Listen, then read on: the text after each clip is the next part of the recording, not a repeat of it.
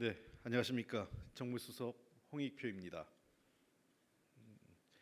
청와대 비상경제상황실 구성, 운영 계획에 대해 브리핑하겠습니다. 대통령께서는 이번 주 국무회의에서 중동 상황에 따른 비상대응체계의 선제적 가동을 지시한 바 있습니다. 이에 대통령이 주재하는 비상경제점검회의 산하에 비서실장이 주재하는 비상경제 상황실을 설치하여 총리를 본부장으로 하는 범정부 비상경제본부와 호흡을 맞춰 중동 전쟁에 따른 국내외 상황을 보다 엄중히 관리해 나가겠습니다. 청와대 비상경제 상황실은 비서실장이 중심이 되어 운영되며 안보실장과 정책실장이 부실장을 맡고 정무수석이 총괄간사를, 국정상황실장이 실무간사 역할을 하게 됩니다. 비상경제 상황실 아래에는 거시경제 물가대응반, 에너지수급반, 금융안정반, 민생복지반, 그리고 해외상황관리반의 5개 실무대응반을 운영하며 각 대응반은 청와대 수석급이 반장을 맡게 됩니다. 아울러 각 대응반장은 부처 장관을 책임자로 하는 정부 실무대응반의 업무 추진 상황을 점검하게 되며 국정상황실은 청와대 실무대응반 활동을 종합 점검하여 그 결과를 매일 아침 현안점검회의에 보고할 예정입니다. 점검 결과는 정기적으로 국민 여러분께 설명드리도록 하겠습니다. 이상입니다. 질문 있으시면 말씀해 주시기 바랍니다. 네. 네, 아시아투데이 박영훈 기자입니다. 그럼 이번에 비상경제본부 관련해서 5개 대응반을 구성하셨는데 에너지 수급 불안이 물가, 민생 등에 영향을 미치는 요인 중 하나로 꼽히는 만큼 정부 내부에서도 에너지 대응을 다른 대응의 전제 변수로 보고 있는지 아니면 그 5개 대응반을 병렬적으로 보고 있는지 여쭙습니다. 글쎄요, 이게 일단 조직 구도상으로는 5개 반이 병렬적으로 이루어져 있습니다. 그러나 다만 어쨌든 방금 기자님께서 질문하신 것처럼 기본적인 저희의 가장 중요한 핵심적 고려사항이 에너지 수급 관계이기 때문에 아무래도 에너지 수급을 중심으로 해서 나머지 그 대응반이 대응책을, 대응 방안을 구성하도록 운영되지 않을까 생각됩니다. 네.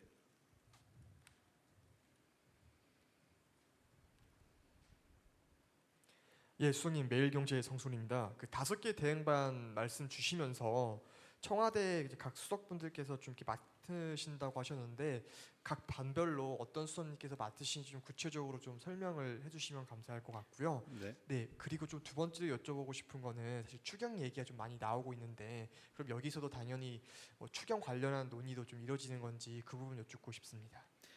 네, 먼저 추경 관련 답변부터 말씀드리겠습니다. 이 단위에서 추경을 논의하지는 않습니다. 추경은 죄송합니다.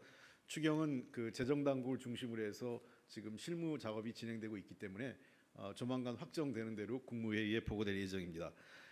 대응반을 구성을 말씀드리면 거시경제 물가 대응반은 경제성장 수석이, 에너지 수급반은 역시 경제성장 수석, 그리고 금융안정반 역시 경제수석을 맡게 됩니다. 민생복지반 같은 경우는 사회수석이 맡게 되고 해외상황관리반 같은 경우는 안보 3차장이 맡게 됩니다. 예. 네, 이상입니다.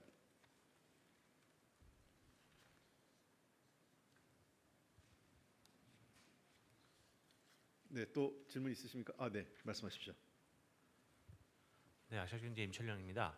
그 정기적으로 국민들에게 보고하는 자리를 만들겠다고 하셨는데 이게 정기성을 띠게 될 텐데요. 혹시 어느 정도의 정기성을 띠게 되는지 말씀 좀 부탁드리고요.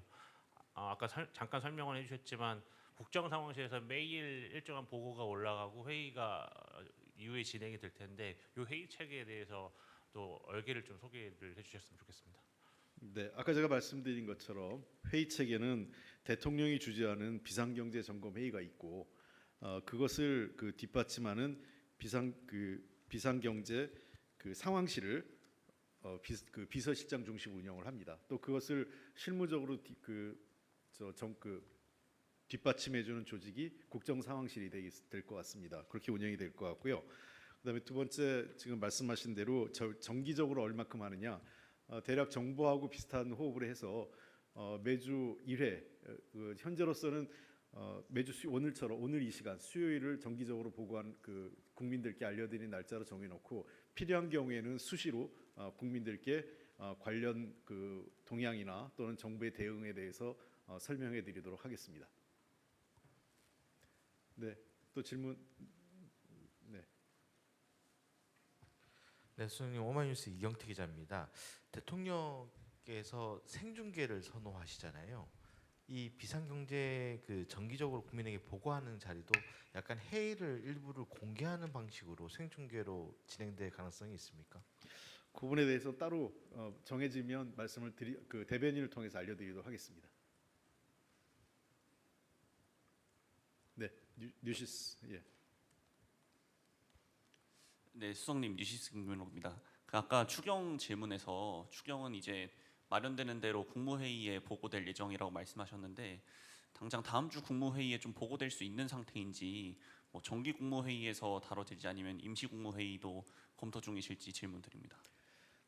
재정당국에서 발표할 예정인데 일단은 다음 주 정기 국무회의에서 화요일날 예정된 국무회의에서 관련된 의결을 할 예정으로 있습니다. 다만 이것은 확정되어 있는 건 아니고 재정당국이 준비되는 상황에 따라서 다소 유동적이긴 합니다만 일단 다음 주 화요일 국무회의를 목표로 하고 있습니다.